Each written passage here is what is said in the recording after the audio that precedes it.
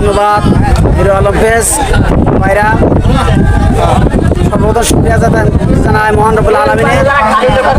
আমরা এই উপকূলবাসী, বিশেষ করে দশালিয়া কয়রা খুলনা করে কয়রার দশালিয়া গ্রাম, আমার যে উদ্দেশ্য আমি প্রকৃতপক্ষে যেটা দেখে আসছি সেটা হলো কয়রা থানা যদি 5টা ভাঙন স্পট থাকে, যদি 7টা থাকে, তার ভিতরে দশালিয়া গ্রাম। এই আমার এই 45-47 বছর বয়সে কত মানুষকে বড় লোক ছোট লোক হতে দেখেছি, ছোট মানুষদের বড় লোক হতে দেখেছি, কিন্তু এই স্পটগুলো পরিবর্তন হতে আমি দেখি নাই। দশালিয়ার ভাঙ্গন, কয়রা ঘাটাখালির ভাঙ্গন, মঠবাড়ির ভাঙ্গন, এরকম কয়টা স্পট আছে। এই স্পটগুলো প্রকৃত বাদ কখনো মানের বাদ কখনো দেওয়া সম্ভব হয়নি, যার কারণে জলোচ্ছ্বাস, পানি একটু বাড়লে আমপান, ইয়ার যত ধরনের ঘূর্ণিঝড় আসে তখন এই পয়েন্টগুলোই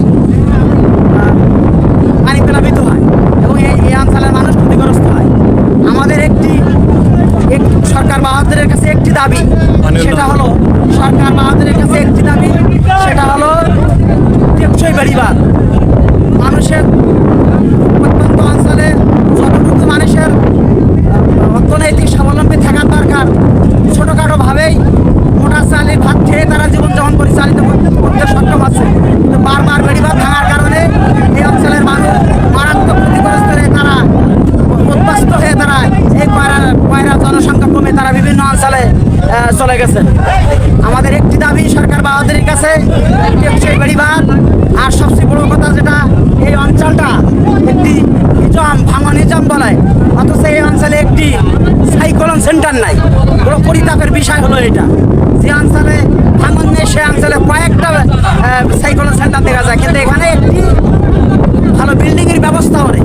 গোবিন্দপুর স্কুলের ভবনটা অত্যন্ত নাজুক পরিস্থিতিতে বিরাজ করছে, হুমকির সম্মুখে নিয়ে আছে এই জনপদের মানুষ। ধন্যবাদ হিরো আলম।